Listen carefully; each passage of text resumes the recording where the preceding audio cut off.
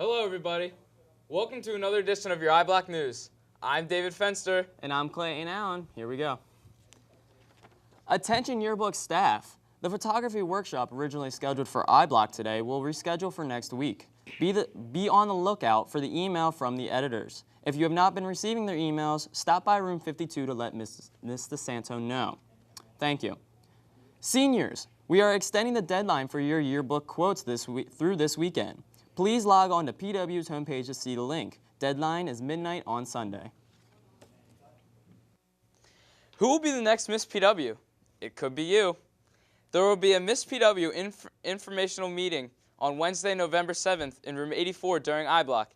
Any females interested in participating should attend. Any girl interested in being a part of the girls' basketball program must sign up with Coach Doherty in room 43. There will be a mandatory iBlock meeting in room 43 Friday, November 2nd. Any girl that did not participate in a fall sport must sign up and complete concussion baseline testing.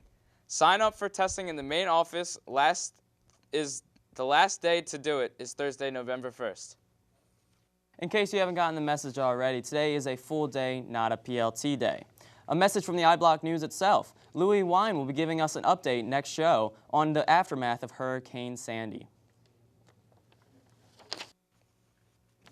And now we'll head it over to Mr. Gregg with a message.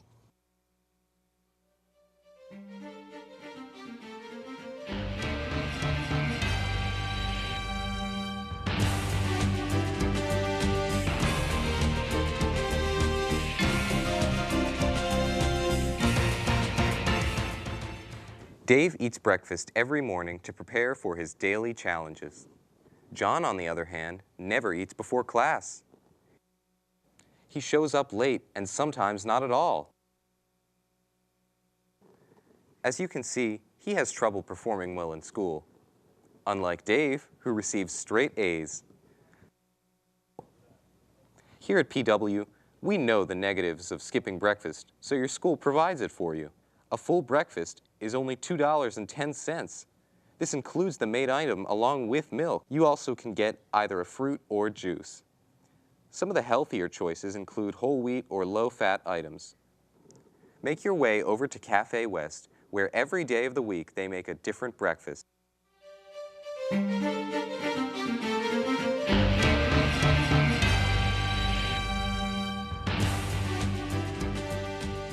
Due to Hurricane Sandy, we have several changes in the homecoming week that we want to make sure that everybody knows about.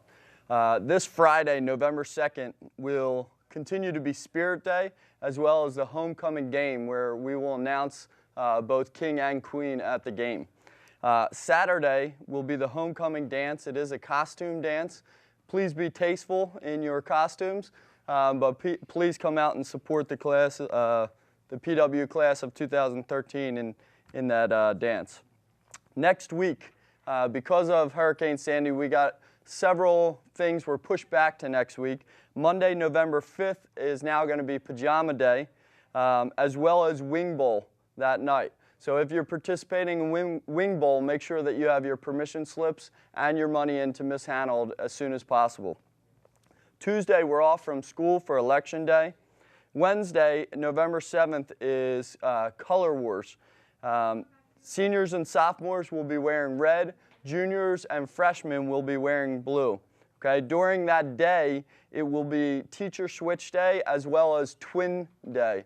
So make sure that you prepare accordingly for that. If you are going to be a part of Teacher Switch Day, you must have your permission form into Ms. Hanold or myself by this Friday, the 2nd. Thursday of next week, we will be having the Powder Puff game Thursday night, as well as Throwback Thursday during the day. So prepare for that. And finally, Friday, November 9th, we will be having our first home playoff game this year. Okay, so we are going to make Friday of next week, November 9th, a red out day.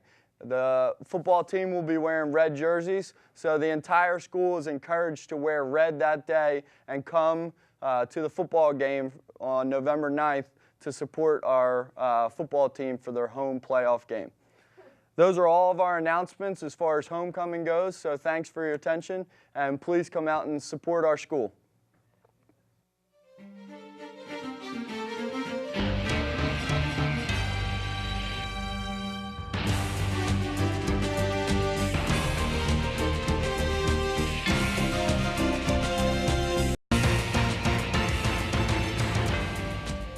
For more additional announcements, any girls interested in playing basketball must sign up with Coach Doherty in room 43 this week. Also, there will be a mandatory meeting for all girls interested in playing basketball this Friday, November 2nd, during I Block in room 43. All students interested in the spring musical should meet in the auditorium during I Block today. This includes prospective cast, crew, construction, painting, and pit. And now on to a PSA, actually.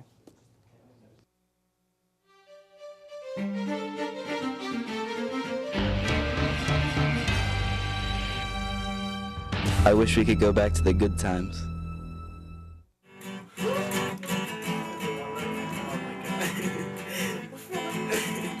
I'd give anything to take back that night.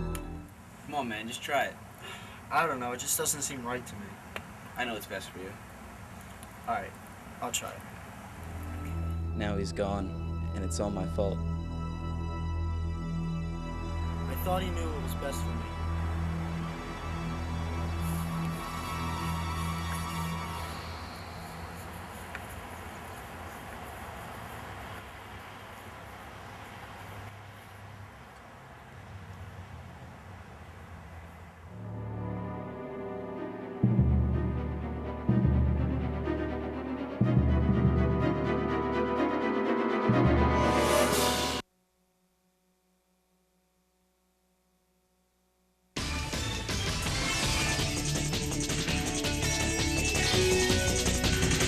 Five seconds.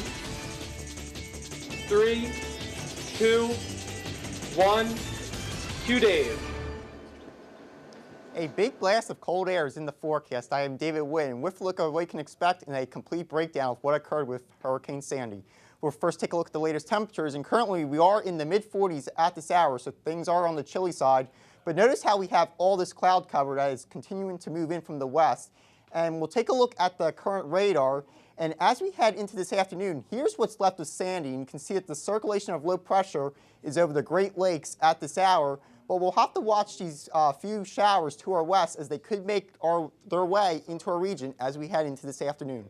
We'll take a look at the latest surface map.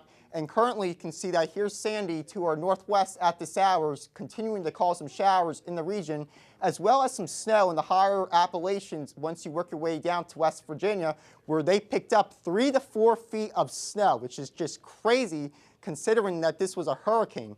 Now, we'll take a look at the futurecast, and as we head through this week, the center of low pressure with Sandy will finally start to push off to our north as high pressure will begin to build in from the south, and we are looking at a very nice weekend that will be in store. Now, we'll take a look at your 7-day forecast, and today expect a slight chance of some showers with mostly cloudy skies with a high of 52 and a low of 42. Thursday, we also could be looking at a couple of showers with a high of 54 and a low of 42. Friday will be mostly cloudy with a high of 55 and a low of 38. Saturday will be mostly sunny with a high of 50 and a low of 35. Sunday will also be sunny with a high of 54 and a low of 38. Monday, some showers are possible with a high of 51 and a low of 35. And Tuesday, additional showers are possible with a high of 52 and a low of 36. Now, I want to take a look at our storm recap of this storm. And we'll first start with the west side of the storm, which was the first half of the storm. The rain begun on Sunday when the cold front started moving in from the west, and we had the low pressure beginning to move up from the south. And what happened was, on Monday, the cold front and Sandy became one really big storm as the two low pressures phased with one another, and that caused all the heavy rain that occurred midday on Monday, as well as the intense winds. But landfall occurred 8 p.m. in Sea Isle City on Monday night, and the storm peaked at 90 miles per hour as a Category 1 hurricane, although you could have argued that it was actually a weak Category 2 since Hurricane Hunter data did support that, but that is what will go down in the record books as the official category. But the thing about the storm was, as we progressed towards Monday evening, Most people thought the storm was over as the winds and the rain began to die down. The reason why we saw a break in the middle of the storm is because the storm transitioned from a tropical cyclone to your typical nor'easter type low pressure. So that's why we saw a break in the middle of the storm. Now we'll take a look at the east side of the storm, and this is when the strongest winds occurred Monday night, when things really went downhill rapidly. Our peak wind gust was 70 miles per hour, which was within range of what we were forecasting on Friday. And more rain did develop as we headed into the overnight hours, as we saw some rain bands come off the Atlantic Ocean. But the winds finally began to decrease early Tuesday morning, and the rain finally tapered off Tuesday afternoon. Now, as far as the rain, we didn't quite see the 5 to 10 inches of rain, and the reason why that happened was because the storm moved in a little faster than expected by about 6 hours. Now, as far as the storm impacts and the damage that occurred with the storm, we obviously saw some large trees that were uprooted, devastation damage that really occurred, damage to property, some house damage, widespread power outages obviously occurred, coastal flooding, which, as I said on Friday, would be the biggest story with the storm, absolute devastation. The boardwalk in Atlantic City is gone. New York has seen damage like they've never seen, absolute devastation. And we also have had 30-plus storm fatalities that have occurred with the storm, which is why I'm a little upset that the National Hurricane Center did not issue hurricane warnings, because no matter if this made landfall as a hurricane or not, people take hurricane warnings more seriously than high wind warnings, so that's why I'm a little upset about that. Now, that is all for today. For iBlock News, I am David Wynn. Have a good day and enjoy Halloween. This is David Witten. And I'm David Fenster. We're going to leave you here today with a video by Sammy Schwartz getting you ready for the Spirit Week events we're scheduled for next week.